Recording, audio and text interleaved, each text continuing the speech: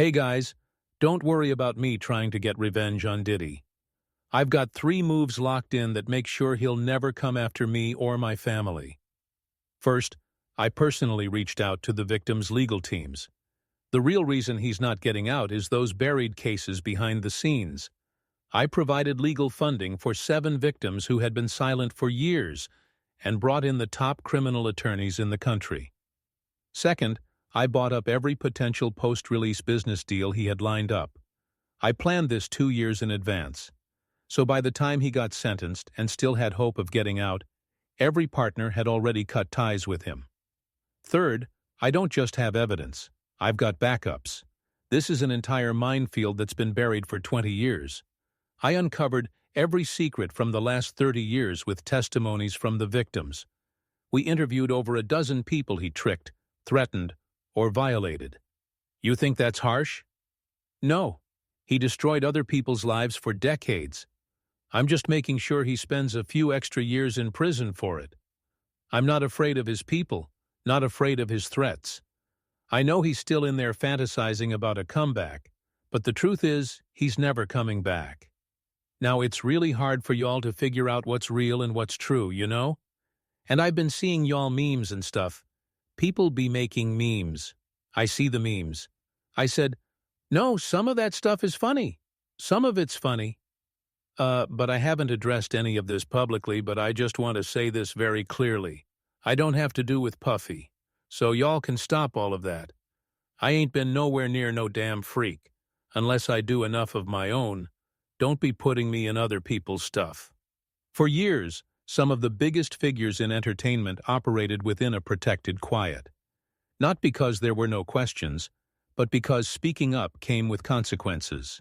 Now, with 50 Cent's documentary entering the spotlight, that quiet is being disrupted not by reckless claims, but by precision and structure. As focus returns to Diddy and renewed scrutiny circles Will Smith, a sharper question cuts through the distraction. What remained buried for so long? Not because it couldn't be seen, but because silence gave it power and made it unreachable.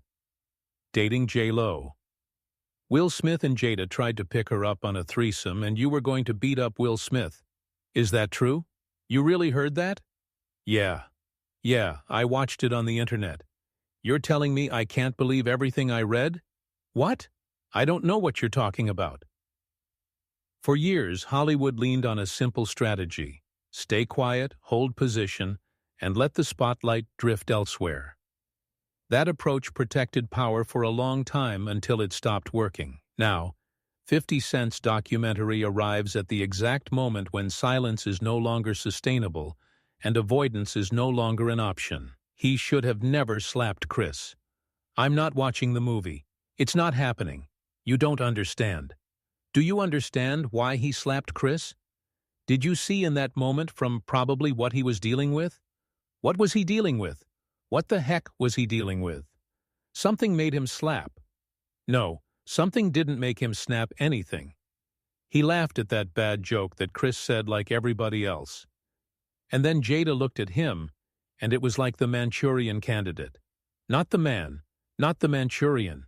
Real life. Real life. It ain't real life, just a real thing. Real life street star. You know what time it is. Now, I have to ask before we get out, 'cause I don't want to forget it.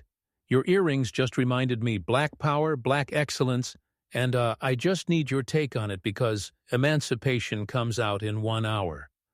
Came out December 9th, which is today's 9th. Such a low-blow question.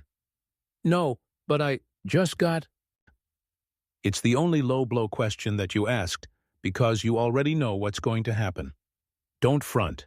We've been down there. Heck, Will Smith. No. Wait. He should have never slapped Chris. I'm not watching the movie. Damn it. It's not happening. You don't understand. Do you understand why he slapped Chris? Did you see in that moment from probably what he was dealing with? What was he dealing with? Heck, I don't know what the heck was he dealing with. Something made him slap. No, something didn't make him snap anything. He laughed at that badass joke that Chris said like everybody else. And then Jada looked at him, and it was like the Manchurian Candidate. The man. Not the Manchurian. Not the Manchurian. God damn it. That's what the heck happened. I thought there's a legion of women who say, I'm glad for Will fighting for his woman. Yeah, because they still want to believe that that sham of a marriage is real. Well, there you go. He ain't never going to be Tupac. And she proved it when she messed with August Alsina. Oh, man. Yeah. They're both bisexual. They do weird things in their house. And young men have left their house screaming to get away from them in their mentorship. Meek Mill, Bashir Gray. By reframing the absence of comment as a narrative of its own, the focus shifts to how delay became a shield rather than a pause. When a system preserves itself through avoidance, the decision to finally speak is never neutral. It fractures long-standing balances. And if silence carried influence for years, its breakdown forces a sharper question. What was that quiet really guarding all along? It all started. We was in Atlanta, and this story starts when I'm with Puff, and he's in the exotic bookstores, and he's doing shopping, right? He's shopping, getting his stuff and everything like that, and says, oh, this the first time I was ever in the exotic bookstore with Puff. So, I'm giving him his space. He's taking things off the shelves and stuff like that because they gave him a brown paper bag. When they gave him a brown paper bag, he was just putting stuff in there. So I said, damn, he got to go put it on the counter and, show everybody what he getting. So as he going, I'm just looking at the places where he picking stuff from. So this one part he picked up some things from up here on my left side, and then he picked quite a few of them down. I was like, you're okay. He put them in the bag. So when I went by there and I looked up there and it said butt plugs, and hey yo, I was messing with him because people don't understand, We was like friends. He was a part of this. So I'm still going to tease him. I'm still going to mess with him and everything like that. I could do that. It wasn't just no security thing. So I said, yo, what are you getting this for? And it said butt plugs. And he was like, yo, can I do my shopping by myself? I said, yeah, you could do it by yourself, brother. And he started walking and everything like that. So when I just waited at the counter. So when he got to the counter, he didn't even have to show the guy none. He just gave the guy a lot of money. I mean, he gave the guy a stack, something like this.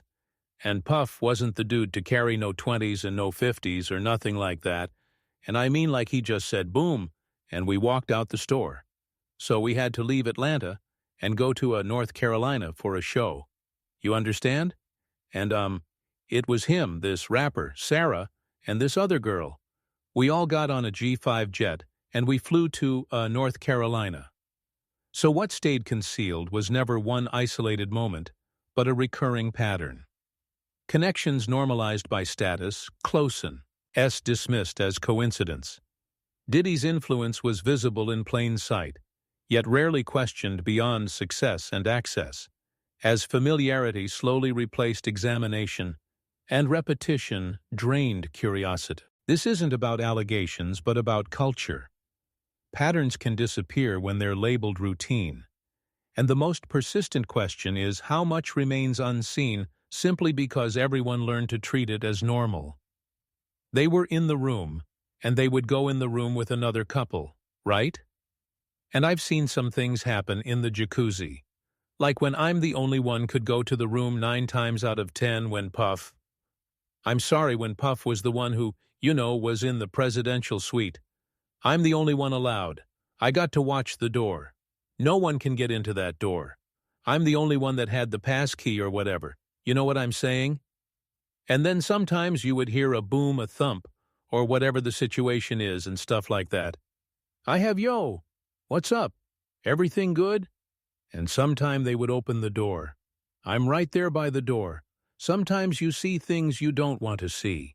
Hey, did they ever try to get you involved or not at all? Or for you? Not at all. Puff did it one time, but that's in my book. When he was coming from Dallas, he had the snow bunnies, and I raged on that. Nah, I'm good. Hey, did you see any celebrities Puffy did any of that stuff with? The swinger stuff with? Yeah, I did. Tell me about that.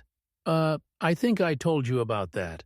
One time him and Sarah, and this young girl flew from Atlanta, and and flying from Atlanta, we had this artist with us, right? And we were standing in the presidential suite at the hotel, and this particular artist and Puff, they told me, don't let nobody come in the room. So I said, all right, cool. So I propped my chair by the room. Power almost never operates in isolation.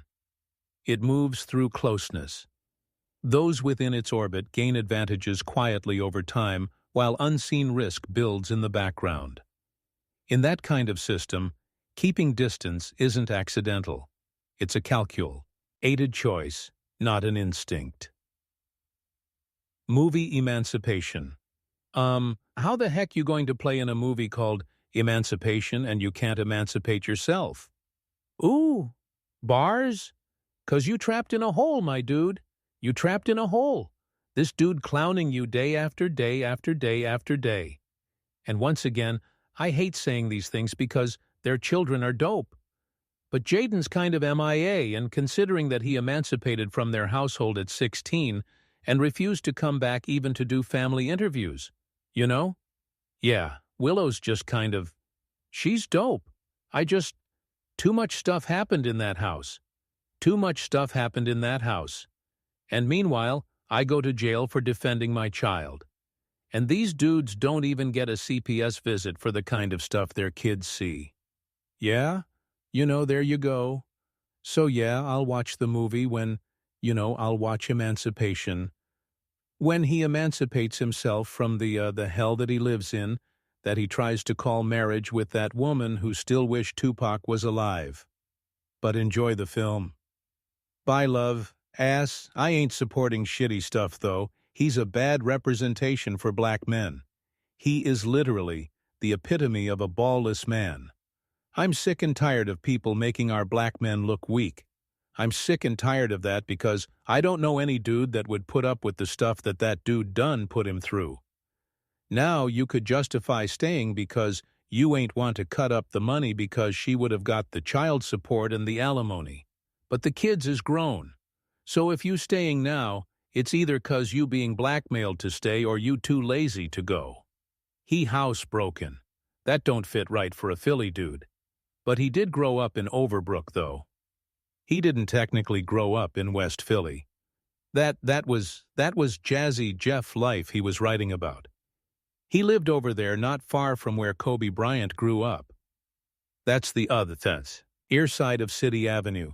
He came up Overbrook, So they had big houses, and he wasn't at the playground get beat up. That was Jazzy Jeff. The nearer someone stands to influence, the more expensive early questions become. When closeness offers opportunity up front and consequences arrive later, the real issue isn't timing. It's who is ultimately expected to carry the weight when the narrative finally changes. So, I'm going to get into this Diddy documentary that's been going on, man. It's still #1 as far as I know, man. I mean, I don't know how many millions of times this thing has been streamed. But this thing it's kind of crazy how big this thing actually is. 'Cause us that's been following for a really long time, kind of heard a lot of the stuff, man. But people are still going crazy for it, man. So, what was your first reaction when you first seen it? When I first seen it, I said, damn, they stole my whole damn idea. You understand? Because I was talking to the producers, and before I talked to the executive director, and the producers knew I was telling them what I was bringing to the table, 'cause I was trying to get a deal for me, Kirk, and Tim all together. Like a package deal. I wanted to try to get like $50,000 for each. Will Smith's public separation signals a clear shift from years of quiet restraint to deliberate boundary setting. In today's media climate, a denial is more than a response. It's an indicator that the narrative has crossed a critical line. Calmly stated and publicly delivered, It establishes distance without fueling confrontation. But timing still speaks. When separation is announced only after silence becomes a liability, it raises a sharper question about what it truly costs to speak before discretion turns expensive.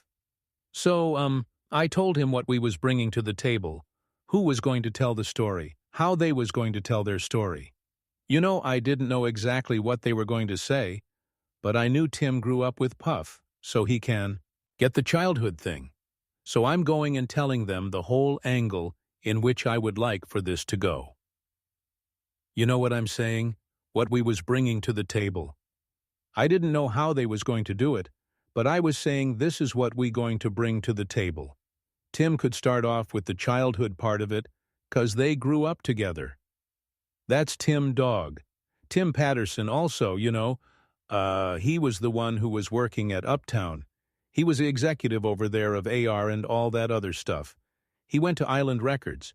He used to work with over there at Arista, the whole 9 yard. Tim is the one who had the Lost Boys. If you remember the Lost Boys, you know what I'm saying? Tim was the manager of them. That was his group and everything like that. So Tim had a lot of inside and a lot of stuff to do with Puff. I had a lot of other people I could have brought to the table too. Eddie F., who taught Puff how to work the board and everything like that. Just Eddie F., Heavy Yee, and the boys DJ. I was going to try to get Eddie and some other people like that, but it fell through because the lady was telling me what somebody else didn't give me, or what somebody else didn't pay me, and she was being disrespectful. You know what I'm saying? I thought she was a white lady. I'm finding out she a sister. A documentary rewrites the rules of engagement. By assembling scattered moments into clear sequence and context, 50 Cent shifts the conversation from speculation toward record. This isn't a judgment. It's a recalibration of focus, challenging why some questions were never pursued and why others were allowed to disappear. Diddy has a long list of victims. You got Cassie, Kurt Burrows, Shine, Little Rod, Mark Curry. You know what I'm saying? The list goes on of all the people who he's did wrong. You say. T of all the people you've heard of, and all the stories that you heard, and the stuff that you know about. Who do you think is like Diddy's biggest victim? Who I think Diddy's biggest victim is? Yep. The mothers. Okay. Big's mama, Wolf's mother. The people that lost their sons. They could never get that back. Especially with those people that are the two people that changed his life, put him on that pedestal to be a great producer.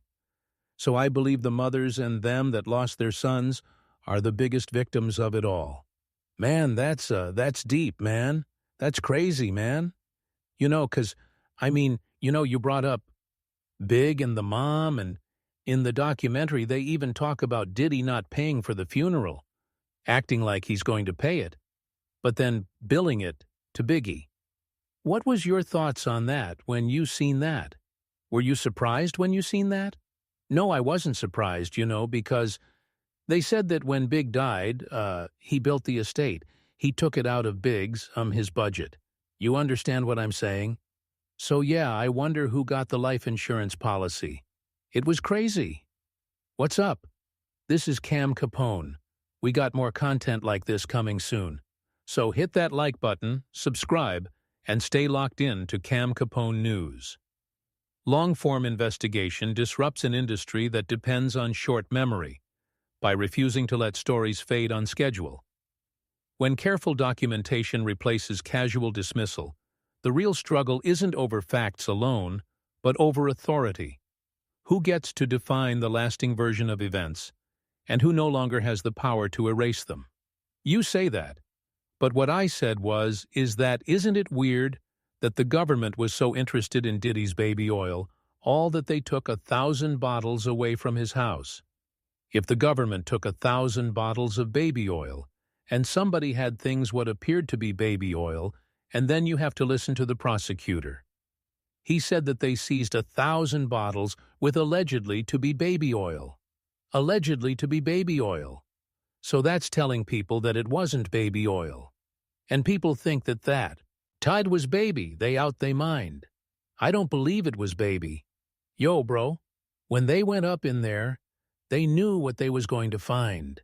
They knew what was ever in that baby oil, or that those bottles that appeared to be baby oil. They knew about that at first. You got to realize 9 times out of 10 that individual that got caught at the airport, that was supposed to be, they carrier, told them what they was doing and what they had. I wouldn't put it past that. He told them everything. So when they went up in there, they knew they had to take whatever was out there. And that thing that appeared to be baby oil, they took that. They got to test every last one of them. Let's see how many of those come back to be baby oil. Bro, listen to me. Costco don't sell that much baby oil where you know sell that much baby oil. Yeah, I don't know any store that sell that much baby oil. I know Costco. They came out and said that they don't even sell baby oil. My sentiment is exactly, but you, personally, right? What do you believe was in the baby oil? If you ever seen a massage parlor being raided, and they walking out the people, do they take the massage oil with them when they go? No, they just walk out the people who... The reaction to scrutiny exposes how uneven accountability really is.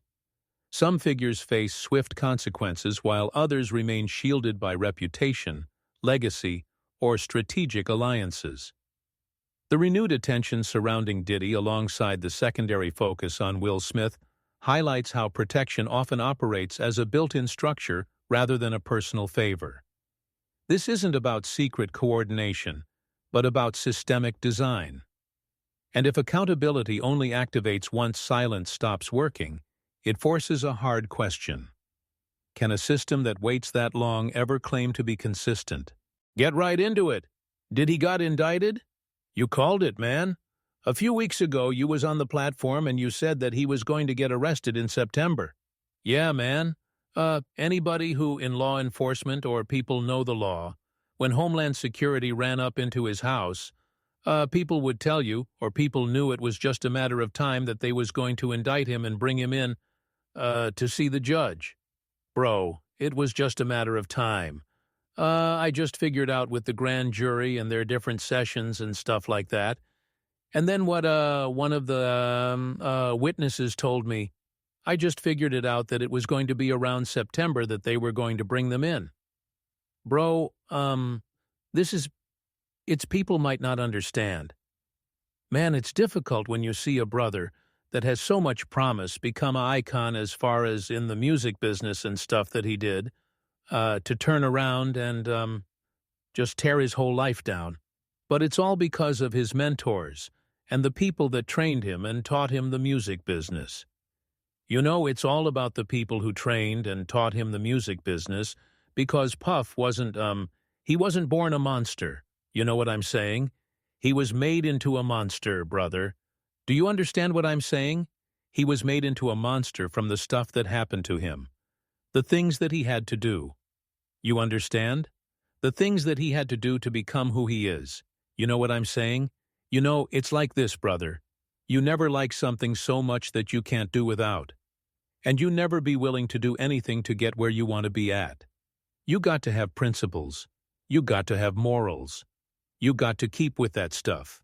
And in that music business, a lot of that stuff get thrown out the window, you understand? And that's what happened to him. He started doing the things to other people that was done to him. Keep it frank. He was doing the things to other people that was done to him. And it is what it is. You got to know better. And if you know better, you'll do better.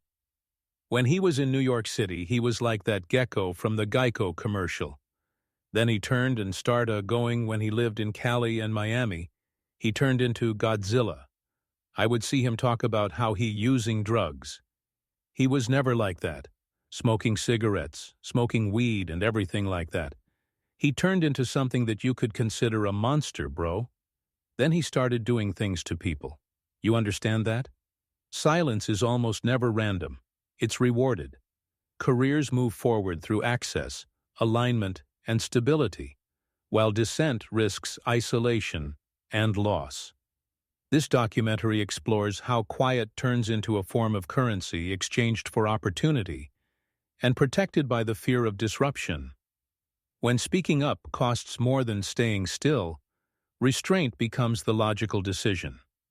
And if honesty endangers survival within the system, the final question is unavoidable. How transparent was that system ever capable of